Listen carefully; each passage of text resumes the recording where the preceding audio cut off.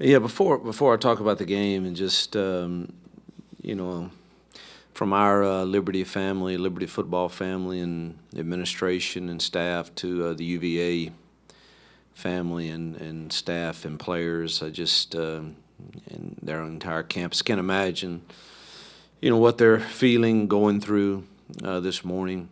That's nothing that coach and administrators are really prepared for, or teammates. And just, man, they're in our prayers, and we stand with them to in any way help get through this very difficult time. And specifically praying for Coach Elliott as he leads through that, because that's got to be very, very challenging for him to do. So from our Liberty family to theirs, you're in our prayers. So our game Saturday, man, it's hard to win college football games. I say it all the time. We've been fortunate this year to win most of our shares of those toss-up games that come down to one possession here, one possession there. And we did not get that done this week. Give credit to UConn, Coach Mora. They've done a really nice job there. The kids are playing extremely hungry and well, and outplayed us, outcoached us on Saturday, and that's just difficult for me to say and accept, but it is. The film doesn't lie, and we just had too many critical downs where we did not execute. I did not. I had two calls that I wish I had over. And then the other calls that were good calls offensively and defensively, we just seemed to struggle to execute. Obviously, the Arkansas and BYU game took its toll on us in some ways, and being shorthanded at tailback really hurt. TJ, I thought, ran well, but didn't have any gas in the fourth quarter to get first downs where first downs were available there, and put us in some tough spots on some third and shorts, fourth and shorts. But linebacker-wise, we were really thin. Lost Mike, obviously didn't play, and then Quentin Reese gets hurt in pregame, and then obviously the ejection of Ahmad for targeting. And, Tyron has played really well for us this year, but he's really our third down guy, and he's not a box fitter. And we struggled. We struggled to fit the run, to stop the run. And then when we did, we gave two critical third down penalties that gave them extended drives that they scored on. And add to that the fact that offensively we gave them a score on a turnover, which is crippling. We just didn't there was a lot of positives too, but, we ran for 267 yards and we're balanced and 5 for 5 in the red zone. But our tempo was good. But, man, we had 5 penalties and we're 1 for 3 in those critical downs. And that really just kind of is the ball game. If you could sum it up, it's you could take 5 or 6 plays and just say, this is – whether it's a long run where we missed 18 tackles. As poor as we tackled poorly Arkansas the fourth quarter, and then in this entire game. And so it's disappointing, but you've got to put it in the trash today and get ready for a big in-state game against another Power 5 opponent who I know will be very hungry to come in and defend being the Power 5 team in the state. And I think they're playing at a real high level. I know that what their record is, but I think they're playing at a real high level on defense. They're only giving up about 350 yards a game, and a lot of multiple looks, a lot of multiple pressures.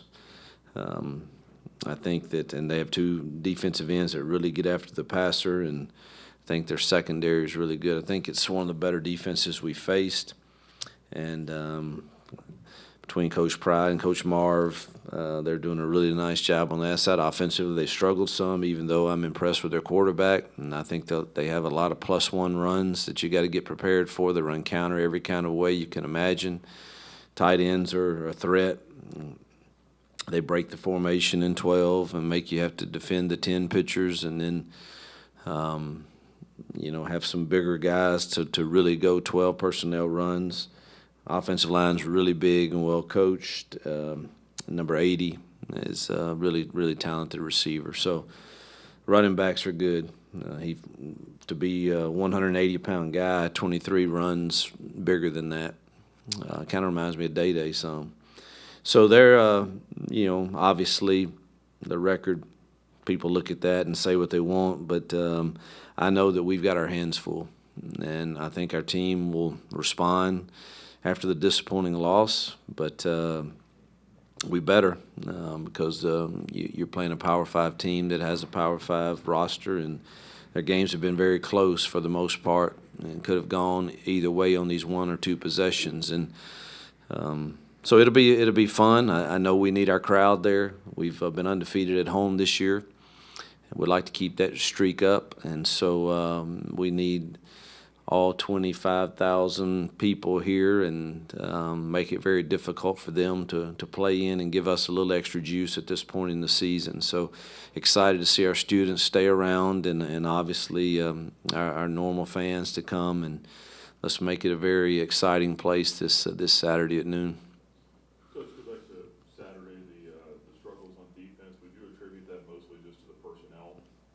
Well, we didn't have any new calls. We ran, the same defense we've been running most of the years. Now, they were smart, and they stayed in those heavy jumbo sets for the most part, extra tackles, extra tight ends, which creates an extra gap. That takes a kill out of the linebacker run fit because now he has to get attached on the line as the way we've played all year, which we're asking other linebackers to play a lot.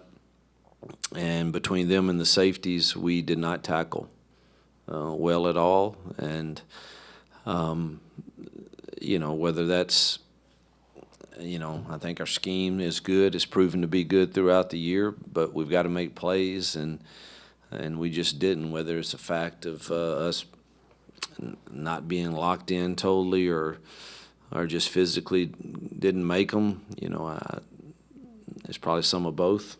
But they had a good plan for us for the situation we were in right now. I want to go back to this weekend's game and the importance of having an in-state Power 5 team come here. And from your time at Group of 5, how rare that is. How significant is that? I think it's very significant, and I think it's becoming quickly obsolete.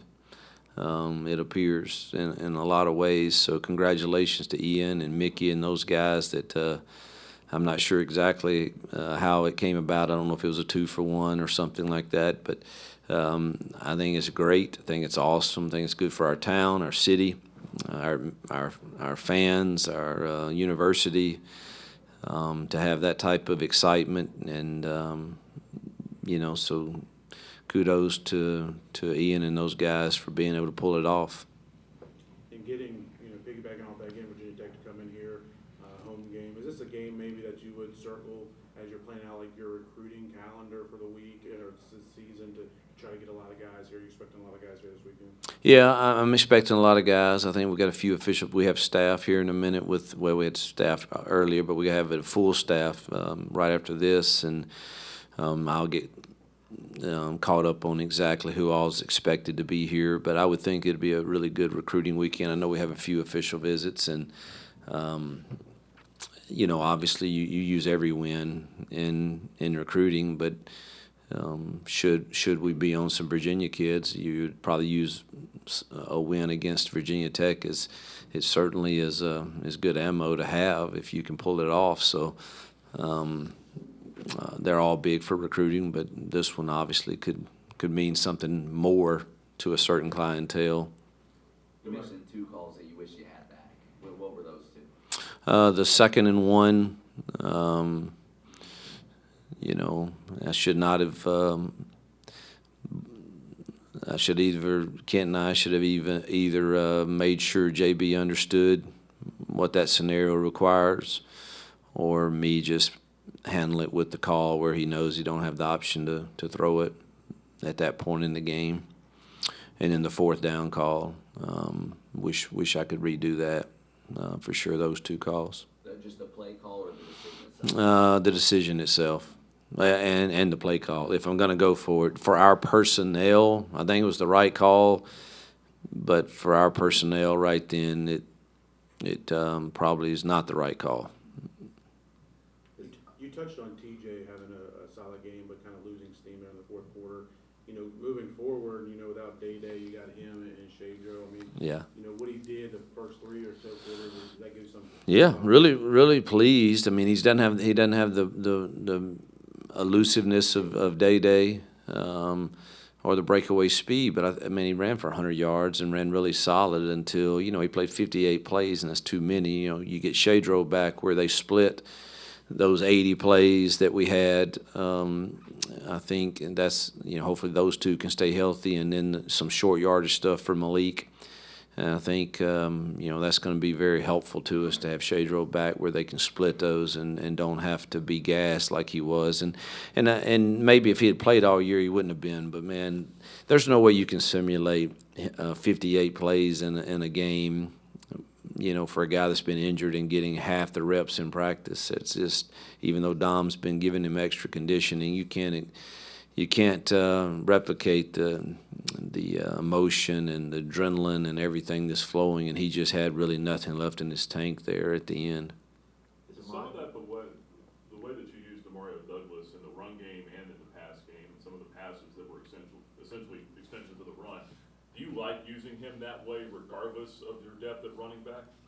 Well, I like getting him the ball in his hands any way I can. So if we think we have a run that they might give us with him without adding too many people in the fit, we're more than happy to carry it and try it. So, yeah, we're always looking for ways to get him the ball, for sure. Is Mike going to be out for the first half against Virginia Tech? He is. After you saw it, did that look like a textbook? It looked like it's targeting. Yep. Wasn't surprised at all that it was called. Quentin and Mike this week, are they just day-to-day? Day-to-day. Hopefully, Mike said he felt better today. Quentin I just saw him as I was walking over here. He'll try hard to get there. His is an AC joint that he sprained in warm-ups, and so be helpful to have both of them back for sure. Is that a fluke thing with Quentin? Yeah, they were doing just some warm-up drills and just a fluke thing. Go back to the quarterback situation this past week. Was it just kind of a down and distance type thing with a feel thing with when to rotate Salter in and just kind of? No, it wasn't. We had a good package that I really liked, but he didn't respond well at all, and that was disappointing. And his first throw, we got a wide open in cut, and he bounces it to him, and then we're down the goal line, and he forgets to motion the guy, which the play is no good without the motion, and obviously the sack calls fumble, where you give them 7, and then just didn't feel confident after that. And I'll say this, JB did some really good things, but missed a lot of opportunities. And there at the end, even on the 4th down play, he's got Demario. He's just got to throw it on time. And on the 3rd down play, he hung on the covered side way too long when he's got people open on the backside. Didn't have to leave the pocket, just give it to them. And we wouldn't have got the first, but it put it to 4th and, in my opinion, 4th and less than 5, which is a whole different deal than 4th and 13. And missed a few throws early on. Down the goal line, we have Demario isolated one-on-one. He runs right by the guy, and we overthrow it. So, all of those plays factor into us not having success on Saturday. And so the quarterback, it's be interesting to see how they respond this week.